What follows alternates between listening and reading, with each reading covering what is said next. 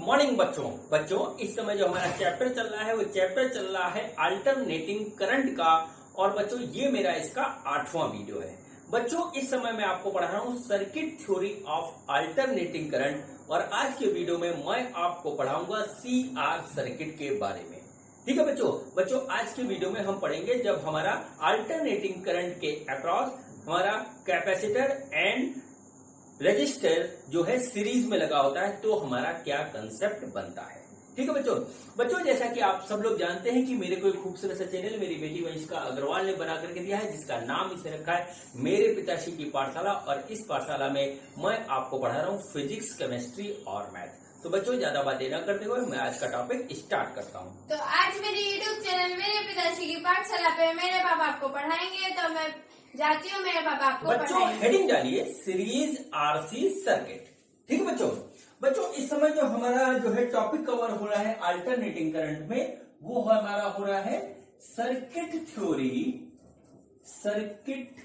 Theory of alternating current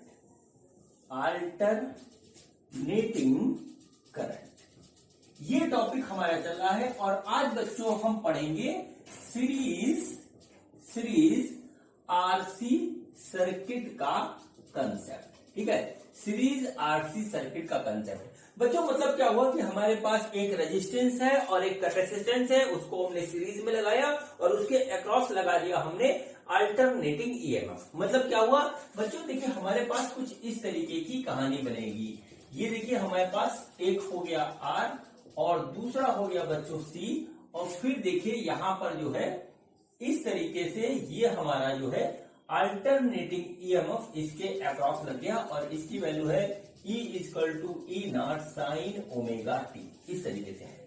ठीक है बच्चों, अब देखिए इसमें कहानी क्या बनती है ये हमको देखना है सीरीज RC सर्किट में। ठीक है बच्चों, अब देखिए इसको करने के लिए सबसे पहले हमको जो है इंडिविजुअल R का जो है जब रेजिस्टेंस हमारा प्योर रेजिस्टिव सर्किट होता है वो पता होना चाहिए, जब हमारा प्योर कैपेसिटिव सर्किट होता है वो पता होना चाहिए। और बच्चों सीरीज वाला जो है हमको कंसेप्ट पता होना चाहिए, तभी हम इसको समझ पाएंगे। ठीक है बच्चों, तो देखिए पहले तो आप जो है सर्किट का पर्पस सुन लीजिए कि हमारा सर्किट में हमारा पर्पस क्या होता है, हम क्या निकालते हैं वो देख लीजिए। बच्चों देखिए क्या होता है, तो सबसे पहले हम निकालेंगे कि हमारा कोई भी कॉम्बिनेशन होता है उसमें वोल्टेज हमारा कैसा चलता है और बच्चों करंट कैसा चलता है, ये हमारा पर्पस होता है। ठीक है, अब चूंकि ये अल्टरनेटिंग करंट है तो बच्चों इसमें क्या होता है, करंट जो होता है वो या तो लैग करता है, ठीक है, या लीड करता है या हमारा साथ में चलता है, ये होता है। लेकिन बच्चों जब हमारा कैपेसिटेंस या इंडक्टेंस लगा होता है तो वो हमारा लैग भी कर सकता है, लीड भी कर सकता है, ये डिपेंड करता है कि हमारा लगा क्या है। ठीक है, और बच्चों हमारा जो है यहाँ पर करंट जो है लीड करेगा क्योंकि कैपेसिटर लगा होता है। तो बच्चों को किस फेज एंगल से जो है वो लीड करेगा ये हम निकालते हैं। और बच्चों जो हमारा होता है कि final resistance offered by circuit क्या होता है। ठीक है, ये हमें निकालना है। कॉम्बिनेशन में हम जो फाइनल रेजिस्टेंस होता है बच्चों उसको हम बोलते हैं इम्पीडेंस। ठीक है, इम्पीडेंस बोलते हैं, उसको Z से डिनोट करते हैं। ये हमारा रेजिस्टेंस जो ऑफर करता है पूरा का पूरा सर्किट उसको इम्पीडेंस बोलते हैं और बच्चों Z से इसको डिनोट करते हैं। और इसकी भी यूनिट ओम होती है जो हमारी रेजिस्टेंस की यूनिट होती है। ठीक है बच्चों, ये हमारे पास देखिए इस तरीके से इतना काम हमको करना है। अब बच्चों ये काम करने के लिए हमको क्या है, प्योर रेजिस्टिव सर्किट का कंसेप्ट आना चाहिए, प्योर कैपेसिटिव सर्किट का कंसेप्ट आना चाहिए। फिर बच्चों इसको कंबाइन करेंगे तो यहां से हमको वोल्टेज की इक्वेशन मिलेगी, करंट की इक्वेशन मिलेगी और बच्चों ये लैग कर रहा है या लीड कर रहा है वो हमको पता लगेगा। ठीक है बच्चों, तो चलिए सबसे पहले मैं आपको प्योर रेजिस्टिव और प्योर कैपेसिटिव सर्किट का जो है रिजल्ट बता देता हूं। फिर बच्चों इसके बाद जो है सीरीज में इसका कॉम्बिनेशन करेंगे और देखिए हमारा क्या निकल करके आता है। ठीक है, तो बच्चों सबसे पहले देखिए हल्का सा याद दिलाता हूं मैं आपको, हमारा क्या रिजल्ट निकला था, pure resistive, pure resistive circuit में, ठीक है, प्योर रेजिस्टिव सर्किट में हमारा जो रिजल्ट निकला था वो क्या था बच्चों? देखिए क्या था, ये हमारे पास एक रेजिस्टेंस है R, और बच्चों ये हमारा जो है एक अल्टरनेटिंग ईएमएफ के अराउंड ऐसे लगा हुआ है। ये रेजिस्टेंस R है और अल्टरनेटिंग ईएमएफ हमारे पास कुछ इस तरीके से है। बच्चों जब हम अल्टरनेटिंग ईएमएफ लगाते हैं रेजिस्टेंस के अक्रॉस, तो इसके अक्रॉस जो है वोल्टेज आता है। सबसे पहले देखिए वोल्टेज हमारा जो होता है वो हमें मिलेगा V equal to V not, ठीक है, V not sine omega T, इस हिसाब से। और करंट बच्चों हमको मिलता है I not sine omega T, I equal to I not sine omega T. जैसा कि हमको पता है कि प्योर रेजिस्टिव सर्किट में करंट और वोल्टेज के बीच में हमारा कोई फेज डिफरेंस नहीं होता, वो साथ साथ चलता है, तो दोनों के बीच में फेज एंगल देखिए बराबर है। और बच्चों यहाँ पे हमको एक चीज मिलती है कि आई नॉट जो होता है वो होता है वी नॉट बटे आर। यहां से हम कह सकते हैं कि हमारा जो है वी नॉट हमको मिलता है वो मिलता है आई नॉट आर। इसको ध्यान रखिएगा, बड़ा इंपॉर्टेंट चीज है, ठीक है। अब देखिए बच्चों इसके बाद आते हैं बच्चों, हम आते हैं प्योर कैपेसिटिव सर्किट के कंसेप्ट में। इसमें जो आया था वो बताने से पहले बच्चों इसका मैं आपको बता देता हूं फेजर डायग्राम। फेजर डायग्राम में क्या था बच्चों? देखिए ये हमारा वाई एक्सिस, ये एक्स एक्सिस, और बच्चों हमारा जो है देखिए ये आया था हमारा वी नॉट, और ये बच्चों आया था हमारा आई नॉट, और ये बच्चों आया था फेज एंगल। देखिए करंट और जो है वोल्टेज साथ साथ में चल रहे हैं, दोनों के बीच में हमारा कोई भी फेज डिफरेंस नहीं है। ये फेजर डायग्राम था प्योर रेजिस्टिव सर्किट का। प्योर कैपेसिटिव सर्किट में क्या था कि हमने एक कैपेसिटर लिया था, ठीक है, और बच्चों इसको हमने जो है लगाया था इस तरीके से, एक जो है एक अल्टरनेटिंग ईएमएफ के अक्रॉस, जिसका ईएमएफ इस तरीके से था, ठीक है बच्चों। और बच्चों यहां पर देखिए क्या हो रहा था, यहां पर देखिए हो रहा था कि बच्चों हमारा जो है करंट जो है वो आगे था वोल्टेज से, ठीक है, करंट जो था वो हमारा आगे था वोल्टेज से। बच्चों यहां पर देखिए क्या हुआ, जब हमने इसको लगाया तो यहां पर वोल्टेज जो है सपोज करिए इस तरीके से डेवलप हुआ, ठीक है। और बच्चों यहां पर नोट कर लीजिए इन प्योर कैपेसिटिव, ठीक है, circuit, in pure capacitive circuit current leads the voltage by phase angle pi by 2, ठीक है। मतलब क्या, करंट हमारा वोल्टेज से आगे होता है पाई बाई 2 से, ठीक है।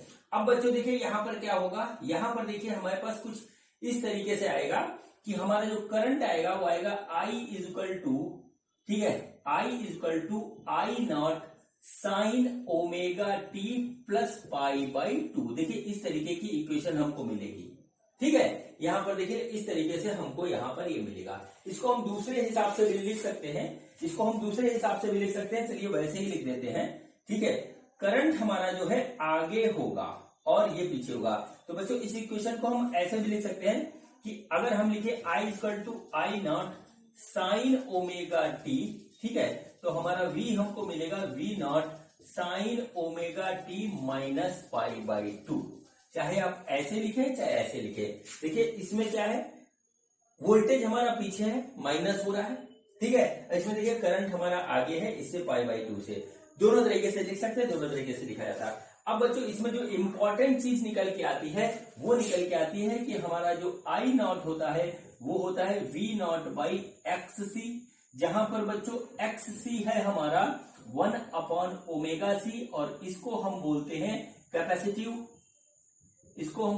कैपेसिटिव रिएक्टेंस, ठीक है, कैपेसिटिव रिएक्टेंस। और बच्चों ये भी हमारा जो है रेजिस्टेंस की तरह वर्क करता है, बल्कि रेजिस्टेंस ही होता है एक तरीके से, और बच्चों इसकी यूनिट भी हमारी ओम होती है, ठीक है। इतनी बात जो है हमको याद रखनी पड़ेगी, तब बच्चों हम आगे सीख पाएंगे कि आरसी सर्किट में क्या होता है। अब बच्चों जो देखिए इसका जो हमारे पास बना था फेजर डायग्राम, तो फेजर डायग्राम देखिए कुछ इस तरीके से बना था। ये देखिए हमारा था करंट, ठीक है, करंट देखिए क्या है, ये ओमेगा टी है, और करंट से बच्चों π/2 पीछे हमारा ये करंट था इस तरीके से, और ये बच्चों हमारा था जो है वोल्टेज π/2 यहां से पीछे जो है वो चल रहा था हमारा वोल्टेज। ये फेजर डायग्राम है प्योर कैपेसिटिव सर्किट का, इसको आप नोट कर लीजिए, ठीक है बच्चों। अब देखिए यहां पर क्या होता है, अब बच्चों क्या होता है, ये अकेला रेजिस्टेंस था, ये अकेला कैपेसिटर था, अब हम इसको कंबाइन कर रहे हैं। कंबाइन करने से बच्चों यहां पर कंसेप्ट देखिए तीन चीज का लगेगा, एक तो सीरीज कॉम्बिनेशन का लगेगा, दूसरा रेजिस्टेंस का लगेगा, और तीसरा लगेगा बच्चों हमारा कैपेसिटेंस का। तीनों जो है एक साथ काम करेंगे और इससे हमारा रिजल्ट जो है वोल्टेज और करंट का कॉम्बिनेशन में थोड़ा सा डिफर करता है, उसको हमें स्टडी करना पड़ेगा, ठीक है बच्चों। तो चलिए इसको पूरा नोट कर लीजिए, समझ लीजिए। जिसको प्योर रेजिस्टिव प्योर कैपेसिटिव ना आता हो पिछले वीडियो देख लीजिए, अपने क्लास के टीचर से पूछ लीजिए, या जहां कहीं भी आप कोचिंग में हो वहां डिस्कस कर लीजिए, फिर इस वीडियो को देखिएगा, ठीक है।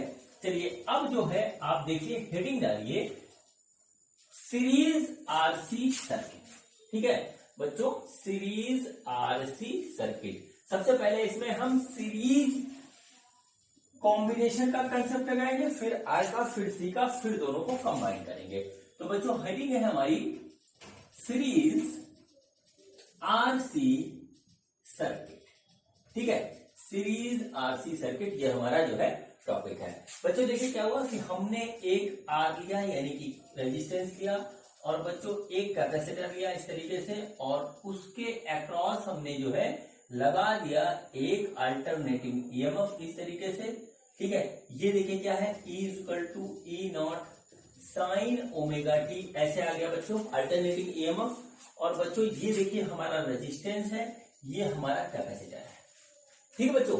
तो बच्चों देखिए क्या होता है, हम मानते हैं कि किसी इंस्टेंट पे हमारा जो करंट है वो बच्चों इस तरीके से जा रहा है, इसमें किसी इंस्टेंट पे देखिए अल्टरनेटिंग करंट हमारा वेरिएबल होता है, अभी ऐसे जा रहा है फिर ऐसे जाएगा, आगे पीछे होता रहता है, बात आपको पता है। हमने मान लिया कि किसी इंस्टेंट पे इस तरीके से जा रहा है। अब बच्चों सबसे पहले इसमें सीरीज का हम लगाएंगे कंसेप्ट। सीरीज में क्या होता है कि हमारा जो है करंट यहां से वहां तक सेम चलता है, लेकिन बच्चों वोल्टेज हमारा जो है वो डिफर कर जाता है। सपोज करते हैं कि यहाँ पे वोल्टेज हमारा VR है और यहाँ पर बच्चों VC है, इस तरीके से देख लीजिए कि वोल्टेज हमारा डिफर कर गया, और जो है हमारा यहाँ पे इस तरीके से करंट सेम चल रहा है। तो बच्चों देखिए हम यहाँ पे लिखेंगे सबसे पहले current end voltage, current end voltage across, current end voltage across the resistance, resistance के अक्रॉस हमारा करंट एंड वोल्टेज क्या होगा। तो सपोज करते हैं वोल्टेज हमारा VR है, ये हो गया बच्चों V0 across R, maximum voltage across resistance, और ये होगा साइन ओमेगा टी। अब बच्चों करंट निकालेंगे तो करंट आएगा हमारा I=I0 साइन ओमेगा टी। बच्चों रेजिस्टेंस के अक्रॉस हमारा करंट और वोल्टेज दोनों एक ही फेज में होता है, तो देखिए ओमेगा टी सेम फेज है इसका, ठीक है। ये यहां से निकल के आया, और बच्चों यहां से जो एक इंपॉर्टेंट चीज हमारी निकल के आती है वो ये निकल के आती है कि जो हमारा I0 होता है वो होता है V0 across resistance divided by resistance, यहां से निकल के आता है, और ये होता है V0 across resistance equal to I0R। इसको हमने इधर मल्टीप्लाई किया तो ये हमको मिल गया। इतनी चीज आप नोट कर लीजिए, फिर उसके बाद देखिए हम आगे बढ़ते हैं।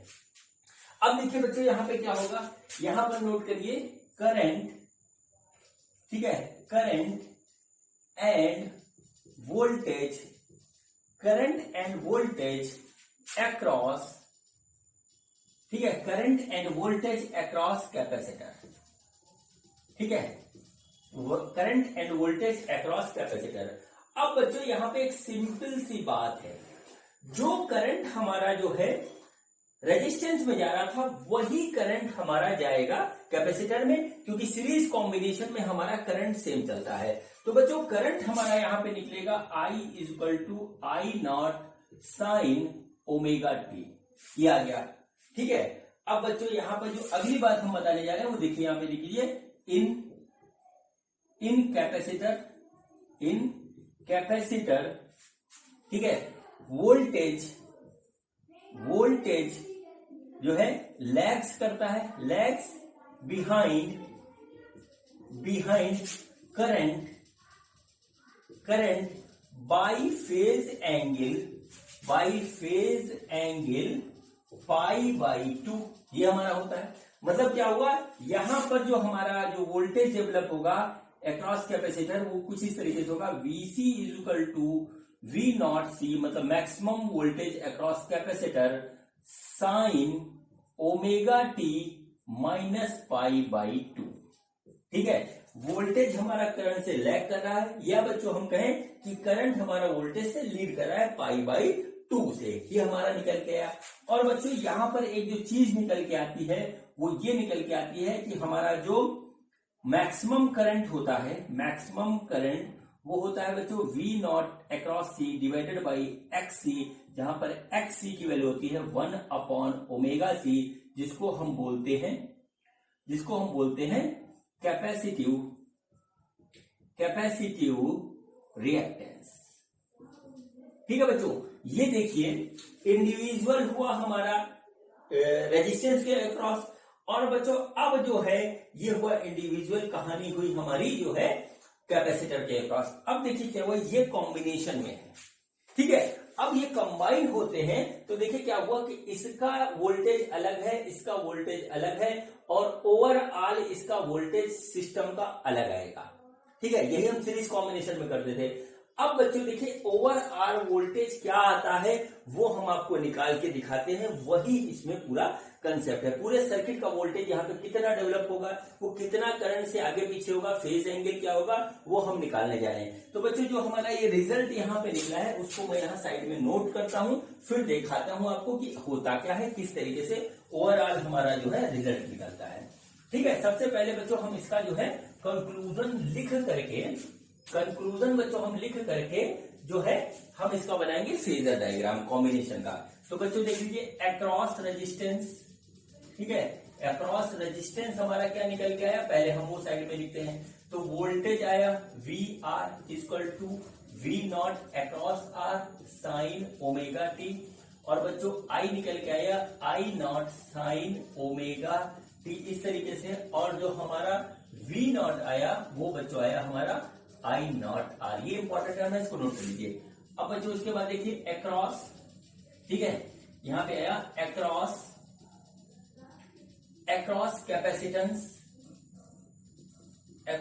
कैपेसिटेंस, ये आया बच्चों V, ठीक है, VC equal to V0 across C और साइन ओमेगा टी माइनस π/2, और जो I आया है वो आया है I0 साइन ओमेगा टी।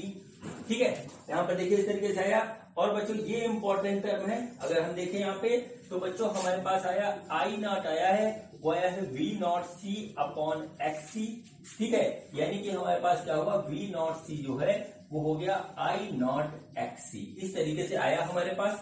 ठीक है, XC आया, और जहां पर बच्चों हमारा XC जो है वो है हमारा 1/ωc, इसको हम बोलते हैं कैपेसिटिव रिएक्टेंस। ठीक है, रिएक्टेंस, इसको मैंने साइड में लिखा है, वो यही सारी चीजें मैंने साइड में लिखा है आगे की बात बताने के लिए। ठीक है, तो बच्चों इस तरीके से वोल्टेज और क्या कहते हैं करंट हमारा रेजिस्टेंस में और कैपेसिटेंस में डेवलप हुआ। अब बच्चों हम निकालेंगे इसका कॉम्बिनेशन, कि कॉम्बिनेशन बनने के बाद पूरे सर्किट का वोल्टेज और करंट कितना होता है, इनके बीच में हमारा फेज एंगल कितना होता है, वो हम निकालने जा रहे हैं। तो देखिए किस तरीके से निकलता है। ठीक है बच्चों, देखिए सबसे पहले हम बनाएंगे इसका फेजर डायग्राम। फेजर डायग्राम कैसे बनेगा जरा देखिए इसको। देखिए ये हमारा y एक्सिस, ये x एक्सिस। बच्चों देखिए ये हो गया रेजिस्टेंस के अक्रॉस मैक्सिमम वोल्टेज, और बच्चों ये हुआ हमारा रेजिस्टेंस के अक्रॉस जो है करंट, इतना बड़ा करंट इतना बड़ा वोल्टेज, और इसका जो है फेज एंगल है वो है ओमेगा टी, ऐसे नोट कर लीजिए इसको। ठीक है, अब देखिए क्या हुआ कि हमारा इस वोल्टेज से या कहें करंट से π/2 पीछे है हमारा वोल्टेज अक्रॉस कैपेसिटर। देखिए क्या हुआ, करंट से π/2 -π/2 है, पीछे हमारा वोल्टेज अक्रॉस कैपेसिटर। तो बच्चों हो गया ये V0C, और देखिए ये हमारा π/2 हमारा पीछे है, किससे, इस करंट से -π/2 हो गया। ठीक है, ये देखिए हमारे पास इस तरीके से आ गया। अब देखिए बच्चों क्या होता है, ये हमने इस तरीके से बनाया, इसी को देखिए हम क्या करते हैं, इसको उठाते हैं और इसको सीधा करके रख देते हैं। तो देखिए कुछ इस तरीके की फिगर हमको दिखाई देगी। ठीक है, ये देखिए क्या हुआ, ये हो गया हमारा V0R, मतलब ये वाला हिस्सा मैंने ऐसे सीधा रख दिया, और बच्चों ये हो गया हमारा I0। ठीक है, और बच्चों ये जो हमारी लेंथ है वो ये वाली हो गई, और ये हमारी हो गई V0 अक्रॉस C, मतलब मैक्सिमम वोल्टेज अक्रॉस कैपेसिटर। अब देखिए क्या होता है, कॉम्बिनेशन में जब रहते हैं तो इतना रेजिस्टेंस में डेवलप हुआ, इतना कैपेसिटर में वोल्टेज डेवलप हुआ। अब ये क्या कहता है, रेजिस्टेंस कहता है कैपेसिटर से कि तुम अपना वोल्टेज हमारे हिसाब से करो, और कैपेसिटर जो कहता है रेजिस्टेंस से कि तुम अपना वोल्टेज हमारे हिसाब से करो। ठीक है, ये नहीं चलेगा कि अलग अलग चलेगा। तो क्या कहते हैं कि इसके बाद जो है दोनों मिलकर के बीच का रास्ता निकालते हैं। देखिए क्या हुआ कि ये हमारा जो है, ये हमारा π/2 है। ठीक है, और बच्चों फिर क्या होता है, एक तरीके से समझिए कि इसके बीच में एक समझौता होता है, और जो है पूरे सर्किट का जो आता है हमारे पास वोल्टेज, वो बच्चों आता है VR। ठीक है, वो आता है हमारे पास VR। इस तरीके से ये हमारा क्या हुआ, ये पूरे सर्किट का वोल्टेज हो गया, इसको V मान के चलते हैं। और बच्चों ये हमारा यहां से जो है करंट से जो है वो फाई एंगल के फेज डिफरेंस पे होता है। ठीक है, ये हमारे पास इस तरीके से निकल के आ गया। ठीक है, ये हुआ मैक्सिमम वोल्टेज अक्रॉस, ये हुआ बच्चों maximum voltage across combination of R and C। Maximum voltage, ये पूरी लेंथ हमको मैक्सिमम वोल्टेज देती है अक्रॉस R एंड C, और बच्चों I से इसका फेज एंगल फाई रहता है, मतलब इतना यहां पे रहता है। ठीक है बच्चों, अब देखिए किस तरीके से बच्चों ये V0 निकालते हैं वो देख लीजिए, और फिर फाई। दो ही काम बचा इसमें कि हमारा V0 कितना है और फाई कितना है, यही हमको निकालना है। उसी पे हमारी फाइनल इक्वेशन हमको करंट और वोल्टेज की मिलेगी, किसकी, कॉम्बिनेशन की। ठीक है, तो देखिए क्या होता है यहाँ पे, जो हमारे पास जो फाइनल वोल्टेज आएगा कॉम्बिनेशन का वो हो गया बच्चों V0।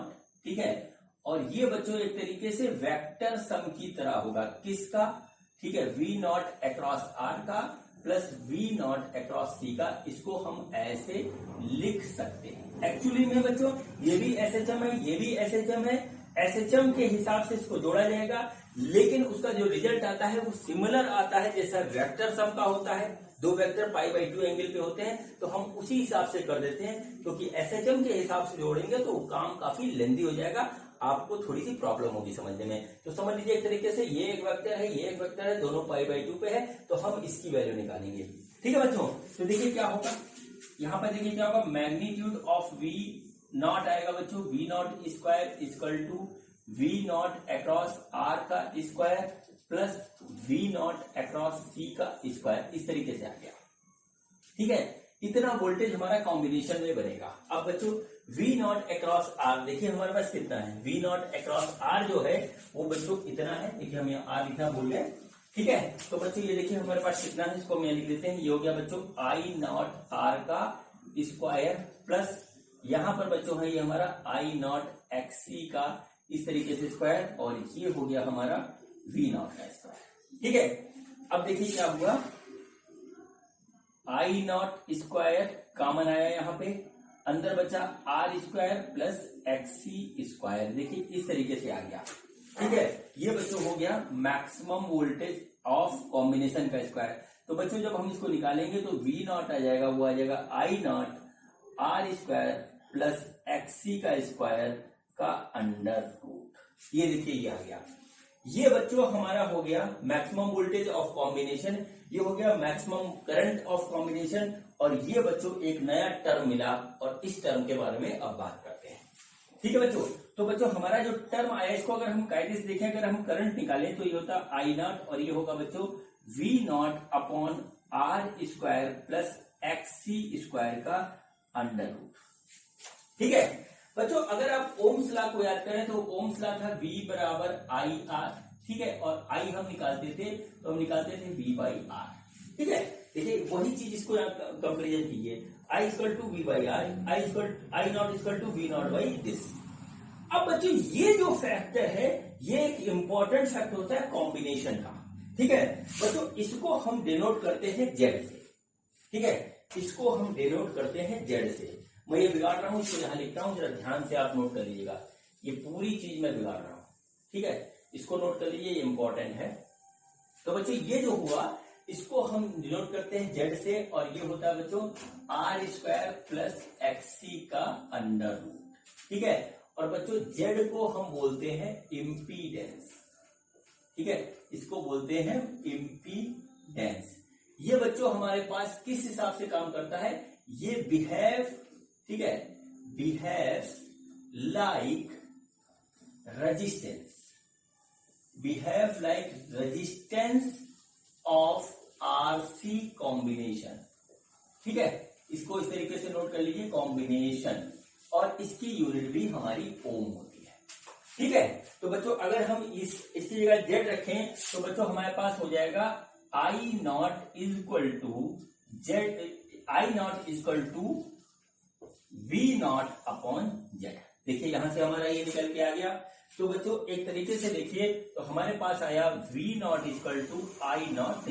अब देखिए ये हमारा निकल के आया V not is equal to I not Z, इसको हम यहां नोट कर लेते हैं, V not is equal to I not Z. और बच्चों जेड है जहां हमारे पास, जेड है बच्चों आर स्क्वायर प्लस एक्स सी का स्क्वायर का अंडर रूट, ये आ गया, इसको हम इम्पीडेंस बोलते हैं, ठीक है बच्चों। ये पूरी कहानी हमारी नोट हो गई, इस तरीके से नोट हो गई। देखिए हमारा मैक्सिमम करंट आ गया कॉम्बिनेशन का, मैक्सिमम वोल्टेज आ गया कॉम्बिनेशन का, ठीक है। और बच्चों उसके बाद हमारा जो मैक्सिमम रेजिस्टेंस जिसको हम बोलते हैं इम्पीडेंस, वो हमारा निकल के आया, जो कि इन दोनों के रेजिस्टेंस का जो है कॉम्बिनेशन है, किसका, कैपेसिटर का और रेजिस्टेंस का, ठीक है बच्चों। अब चलिए मैं इसको जो है इरेज कर रहा हूं, और बच्चों इसी फेज एंगल वाले को जो है फेज डायग्राम को दोबारा बना करके फेज एंगल निकालेंगे, ठीक है, वो इसका इंपॉर्टेंट पार्ट है, फेज एंगल निकालना, ठीक। तो बच्चों देखिए किस तरीके से हमारा फेज एंगल निकलेगा। हमारा जो इसका फेजर डायग्राम आया था, देखिए कुछ इस तरीके से आया था, ये, ठीक है, ये बच्चों हमारा हुआ आई नॉट, ये हुआ बच्चों वी नॉट आर, और बच्चों ये हमारे पास हो गया वी नॉट सी। और देखिए ये जो हमारा ऐसे निकला, ये निकला वी नॉट, यानी इन दोनों का वेक्टर सम आप कह सकते हैं, जिसका एंगल जो है करंट से फाई है, इसको हम बोलेंगे फेज एंगल, या हमारा जो है phase angle of final voltage with the final current. ये हमारे पास इस तरीके से आ गया। अब बच्चों हमको करना क्या है, ये एंगल निकालना है, ठीक है बच्चों। तो देखिए हम क्या करेंगे, इसको उठा करके यहां शिफ्ट कर देंगे ऐसे, तो ये देखिए हमारे पास इस तरीके से ये हो गया। अब ये जो है ये वी नॉट सी बच्चों यहां हो गया। अब बच्चों हमारे पास एक ये राइट एंगल ट्राइंगल बन गया, ठीक है, ये देखिए इस तरीके से बन गया, जहां पर बच्चों ये हमारा ये हो गया, ये हमारा ये हो गया। अब बच्चों यहाँ पर कुछ चीजें हम लिख रहे हैं, उसको जरा आप नोट कर लीजिए। देखिए हमारे पास मैक्सिमम वोल्टेज अक्रॉस कैपेसिटर जो आया है वो आया है आई नॉट एक्स सी, ऐसे देख लीजिए, और मैक्सिमम वोल्टेज अक्रॉस रेजिस्टेंस वो आया है बच्चों आई नॉट आर, इस तरीके से आ गया।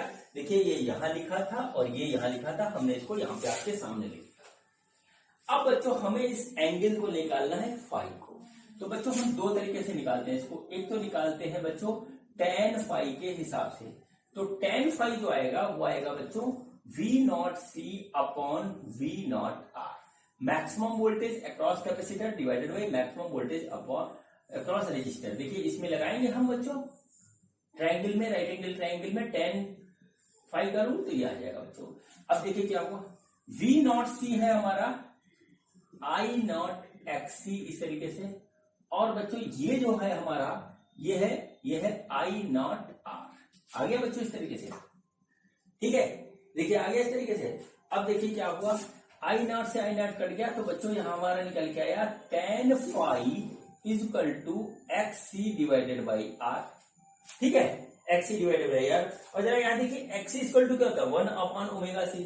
तो बच्चों 1 अपॉन ओमेगा सी रखेंगे तो tan फाई की हमारी एक और हमको रिलेशनशिप मिल जाएगा, वन आएगा 1 अपॉन आर ओमेगा सी। देखिए इस तरीके से ये हमारा आ गया। ठीक है, तो tan फाई की हमारे पास दो हमको इक्वेशन फाइंड आउट हुई। हम इसको यहां लिख देते हैं, इसको नोट कर लीजिए, आपके काम आएगी। tan फाई हो गया बच्चों हमारे पास एक्स सी अपॉन आर, और बच्चों tan फाई दूसरे हिसाब से आया, वो आया बच्चों हमारे पास, वो आया हमारा एक्स सी जो आया हमारे पास, वो आया बच्चों हमारे पास 1 अपॉन आर ओमेगा सी। बच्चों ये हमारे इसके फॉर्मूले हैं जो कि न्यूमेरिकल्स में यूज होते हैं। चलिए अब हम बच्चों यहां पर इसको जो है मिटा देते हैं।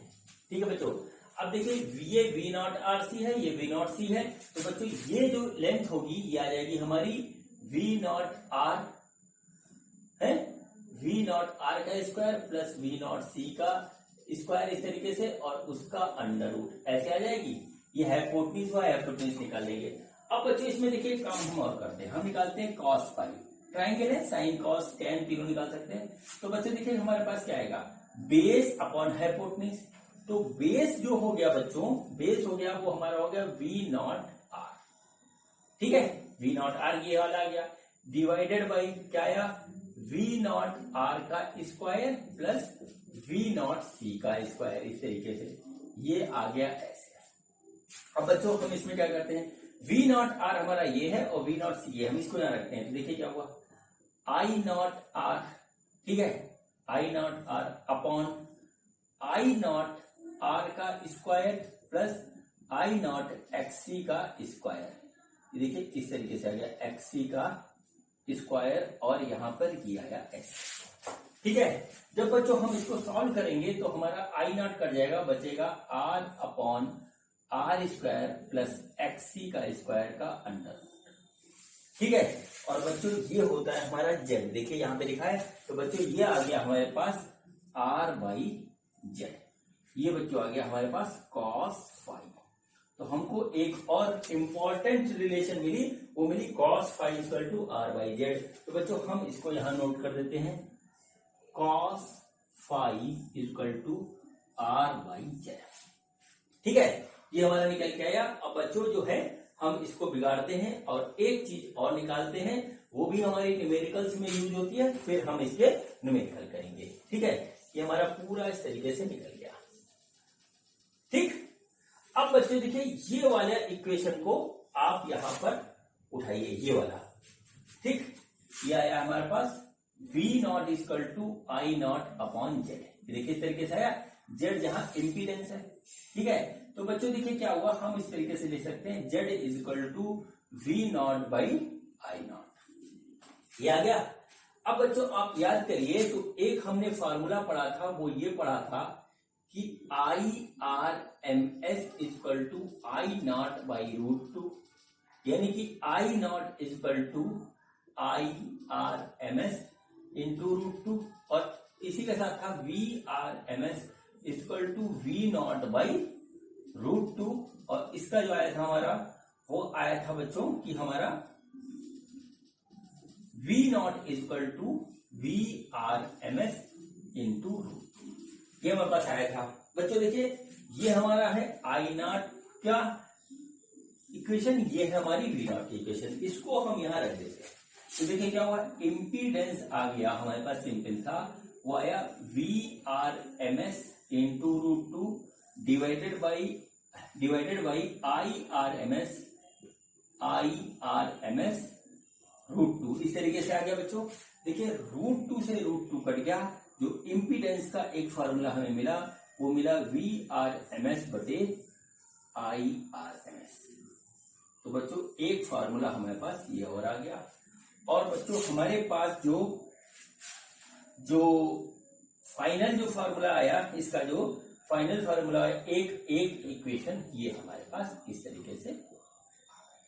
ठीक है, तो इम्पीडेंस की हमारे पास तीन इक्वेशन हमको मिली, एक तो ये, दूसरी ये, तीसरी ये, इसको भी हम यहां लिख देते हैं इस तरीके से, Z equal to R square plus X C square. ठीक है बच्चों, ये हमारा जो है पूरी कहानी इसकी यहाँ पर आकर के कंप्लीट हुई। बच्चों कॉम्बिनेशन चाहे हमारा जो है कोई बने, एलसी बने, आरसी बने, एलसीआर बने, हमारा पर्पज एक ही है। पर्पज क्या है? वो ये पर्पज है कि फाइनल वोल्टेज हमारा सर्किट में कितना चलेगा। और बच्चों फिर उसके बाद हमारा जो अगला पर्पज होता है वो ये होता है कि हमारा करंट और वोल्टेज के बीच में फेज एंगल कितना है और हमारा इम्पीडेंस कितना है। ठीक है, और उस इम्पीडेंस को हम कैसे निकालेंगे, यही हमारा जो है टारगेट होता है। तो बच्चों हम इसको बिटा रहे हैं और जो हमारा कंक्लूजन निकला है उसको हम समराइज करके लिखते हैं, उसको आप कर लीजिएगा नोट। ठीक है, तो अब जो हम लिखने जा रहे हैं उसको नोट कर लीजिए, वही हमारा जो है काम आएगा इसमें, न्यूमेरिकल्स में। ठीक है, तो बच्चों देखिए, ठीक, जो हमारा निकल के आ रहा है उसको देखिए, in series RC circuit. Series RC circuit में क्या होता है? सीरीज आरसी सर्किट में हमारा जो करंट होता है वो करंट चलता है I = I0 sign omega T के हिसाब से, और जो वोल्टेज चलता है वो चलता है बच्चों V बराबर, ठीक है, V बराबर V0 sign omega T -phi, इसके हिसाब से फाई एंगल से ये पीछे चलता है। ठीक है, जहां पर बच्चों हमारा होता है कॉस फाई से भी हम फाई निकाल देते हैं, जो कि होता है हमारा R/Z। ठीक है, और बच्चों टेन फाई से हम फाई निकाल सकते हैं, जो कि बच्चों हमारा होता है, सिंपल सी बात है, टेन फाई जो हमारा आया था वो आया था XC/R, या हम इसको कह सकते हैं 1/RWC। ठीक है, और बच्चों XC क्या होता है? XC होता है हमारा 1/2 ओमेगा C। ये होता है कैपेसिटिव रिएक्टेंस।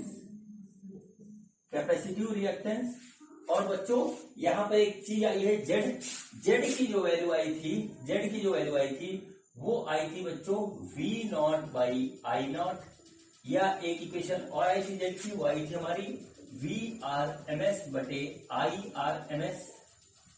ठीक है, और बच्चों जेड की जो सबसे फेमस आई थी इक्वेशन वो आई थी R² + XC², इस तरीके से आ गया।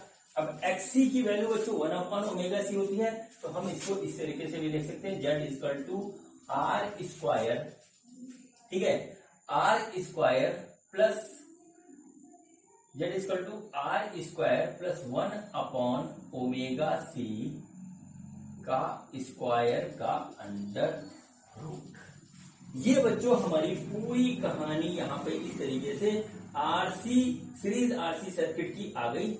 ये करंट की इक्वेशन है, ये वोल्टेज की इक्वेशन है, ये कॉस में फाई एंगल है, ये टेन में फाई एंगल है, ये बच्चों हमारा रिएक्टेंस होता है, ये बच्चों इम्पीडेंस होता है, जहां पे जेड को हम बोलते हैं इम्पीडेंस, और बच्चों ये हमने यहाँ पे लिखा है, ये इसका फेजर डायग्राम होता है, ये कॉम्बिनेशन होता है। ठीक बच्चों, अब इन्हीं के ऊपर हमारे न्यूमेरिकल बनते हैं। ठीक है, इन्हीं कंसेप्ट के ऊपर हमारे न्यूमेरिकल बनते हैं, और हमको कंसेप्ट पहले क्लियर होना चाहिए, और बच्चों उसकी एक एक टर्म का मतलब पता होना चाहिए, और फिर बच्चों तभी हमें जो है उसके सवाल करने में आसानी होगी, और तभी हम सवाल कर पाएंगे। ठीक है बच्चों, तो ये पूरी थ्योरी हमारी सीरीज आरसी सर्किट की हमारी कंप्लीट होती है। अब बच्चों हम करते हैं न्यूमेरिकल, तो देखते हैं कि हमारा पहला न्यूमेरिकल क्या है। बच्चों ये देखिए हमारा पहला क्वेश्चन है, काफी इजी क्वेश्चन है, तो देखते हैं क्वेश्चन क्या है, फिर देखेंगे होगा कैसे। ठीक है, तो बच्चों देखिए क्या है, what is the value of RMS current in a RC circuit where R = 10 ohm and C = 50 microfarad across an AC of 200 volt and 50 Hz frequency। ठीक है, तो सबसे पहले हमारा जो चीज दिया है हम उसको नोट करते हैं, फिर आगे देखेंगे। तो बच्चों देखिए रेजिस्टेंस हमको दे रखा है 10 ohm, ठीक है, कैपेसिटेंस हमको दे रखा है 50 माइक्रोफैरड, यानी ये हो गया हमारा 50 × 10⁻⁻6 फैरड, यह गया इस तरीके से। फ्रीक्वेंसी हमको दे रखी है 50 हर्ट्ज, और बच्चों हमको दे रखा है VRMS, और वो है हमारा 200 वोल्ट का। ठीक है बच्चों, यहां पर देखिए इस तरीके से हमारे पास निकल के आई। हमको क्या निकालना है? हमको निकालना है IRMS। ठीक है, ये हमारा कितना होगा, ये हमें निकालना है। ठीक है। अभी थोड़ी देर पहले मैंने आपको IRMS का जो फॉर्मूला बताया था वो बच्चों ये था कि Z is equal to VRMS बटे IRMS। ठीक है, यहां से आएगा हमारा IRMS बराबर आएगा VRMS डिवाइडेड बाई Z। कहानी होती है अगर हमें Z पता हो तो हमें तुरंत पता लग जाएगा कि हमारा IRMS कितना है। तो बच्चों अब हम Z निकालते हैं सीरीज RC सर्किट का। तो Z देखिए बच्चों कितना है, Z आया R² प्लस XC का होल स्क्वायर बटे इतना। अब बच्चों XC कितना होता है, XC होता है 1/ωc। तो यही करते हैं, ये हो गया बच्चों 1/2π, ठीक है, FC। चलिए अब रख देते हैं, तो आ गया बच्चों 2 × 3.14 × 50 × C है हमारा 50 × 10⁻⁻�6। ये देखिए इस तरीके से आ गया बच्चों। इसका इससे गुणा करेंगे, इसका इससे करेंगे, तो बच्चों हमारे पास सिंपल से आ रहा है 50, ये हो गया 100 और ये 5 × 15, 5 × 70, 15 और 70 हो गया बच्चों हमारे पास 22। तो कुल मिला करके जो हमारे पास आ रहा है 5 × 15, ठीक है बच्चों, ये हमारे पास जो आ रहा है वो देखिए हमारे पास इस तरीके से आ रहा है कि ये हो गया 100, तो नीचे आ जा रहा है हमारे पास 3.14 × 5 × 10⁻⁻3। ठीक, ये बच्चों हमारे पास आ रहा है। इसको जब हम गुणा करेंगे तो आ जाएगा 5 चक्कू 20 और 5 एकम 5 2 7 और 5 3 15, तो 157 × 10⁻⁻3। देखिए इस तरीके से आया 1/, ठीक है। इतनी वैल्यू आई XC की। इसको हम अप्रोक्सीमेशन में निकालेंगे तो बच्चों देखिए XC कितना आ जाएगा 1000 डिवाइडेड बाई, हम मोटा मोटा ले लेते हैं 16 लेते हैं इसको, और 15.7 है 16 ले लेते हैं, तो बच्चों हो गया 16 पंचे 80, 16 6 96, तो बच्चों आ गया 6.2, ठीक है 6.22, ये करीब आ रहा है हमारा XC। ठीक बच्चों, XC की वैल्यू आ गई 6.22, इसको हम यहां पर रखेंगे, ठीक है 6.22। तो बच्चों देखिए जो आ रहा है हम इसको थोड़ा सा अप्रोक्सीमेशन में लेके चलेंगे, एग्जैक्टली नहीं लेके चलेंगे। तो बच्चों जो Z आया वो आया 10² प्लस 6.22 का स्क्वायर और अंडर रूट ऐसे आ गया। तो बच्चों देखिए ये आ गया 100, और बच्चों ये आ जाएगा हमारा नियर अबाउट 6 का होगा ये, तो हमारे पास आ जाएगा ये 38 के अराउंड आ जाएगा, ठीक है। तो बच्चों आ गया 138 के अराउंड आ गया। बच्चों अगर इसको मोटा मोटा मान के चले तो ये हमारा लगभग आ जाएगा 12 के बराबर। 144 होता है 12 के बराबर ये लगभग हो गया। तो इम्पीडेंस बच्चों हो गया हमारा इसका 12 ओम। एग्जैक्टली नहीं है, थोड़ा सा राउंड फिगर में हमने ले लिया।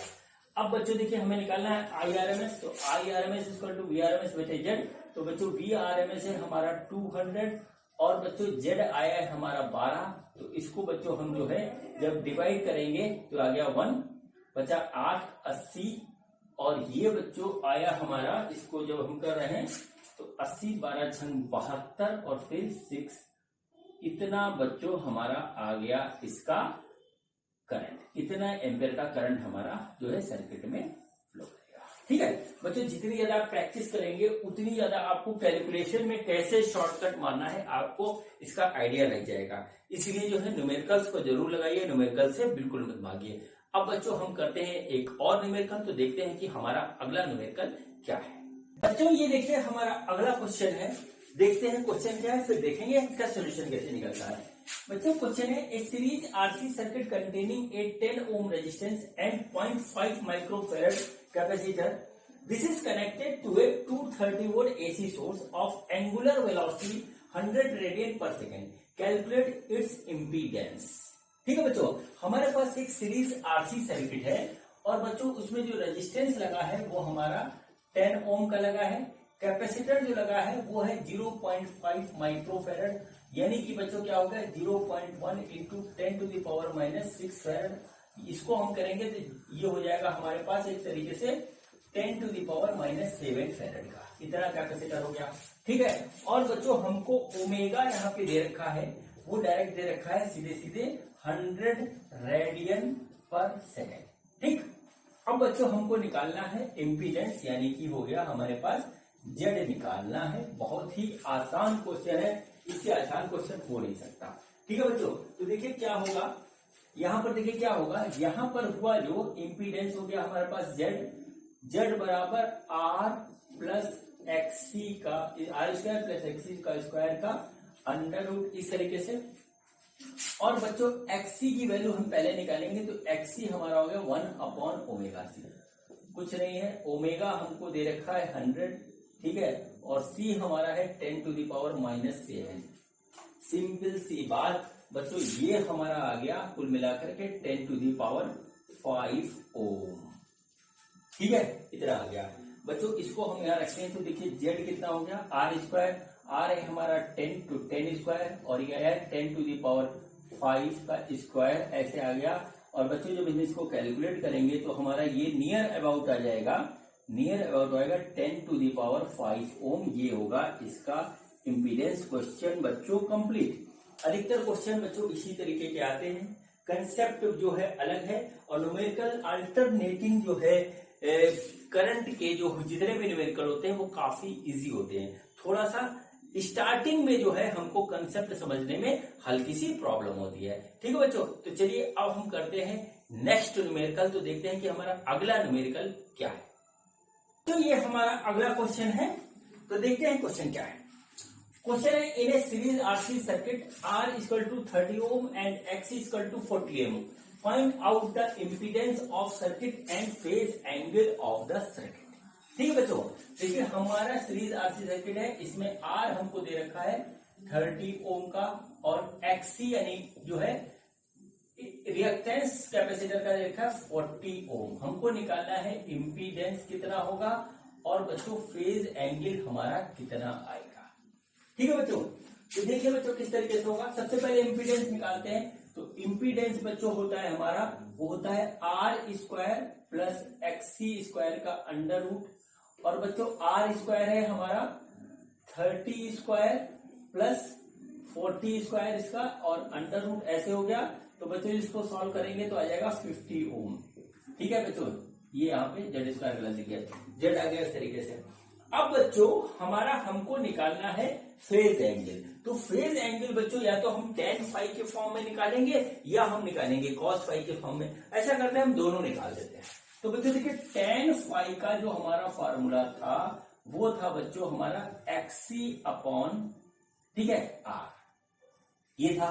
ठीक है, और cos फाई का जो हमारा फॉर्मूला था वो था बच्चों हमारा R अपॉन Z। ठीक, ये था बच्चों हमारा इस तरीके से। अब देखिए यहां पे निकालते हैं पहले tan फाई, तो tan फाई जो आया, XC हमारा कितना है, वो है बच्चों हमारा 40, R कितना है 30, तो tan फाई हो गया हमारा, वो हो गया 4/3, यानी कि हमारा फाई आ गया tan इनवर्स 4/3। और बच्चों यहां पर देखिए क्या है, यहां पे बच्चों आया हमारा cos फाई। ठीक है बच्चों, R हमारा कितना है, R है हमारा 30, और Z आया है हमारा 50, इस तरीके से। तो बच्चों देखिए क्या आ गया, cos फाई जो आ गया वो बच्चों आ गया 3/5, यानी कि हम कह सकते हैं कि फाई आ गया बच्चों cos इनवर्स 3/5। ठीक है बच्चों, ये बहुत ही इजी था बच्चों। इसका जो एंगल आएगा, सिंपल सी बात है, वो आएगा कैलकुलेट करने पे 53 डिग्री, आपको पता होगा। ठीक है, नहीं हम बता रहे कि 53 डिग्री हमारा इसका एंगल आएगा, चाहे इससे निकाले चाहे इससे निकले 53 डिग्री आएगा। बच्चों बहुत ही सिंपल सा क्वेश्चन था, और इसमें कुछ नहीं था।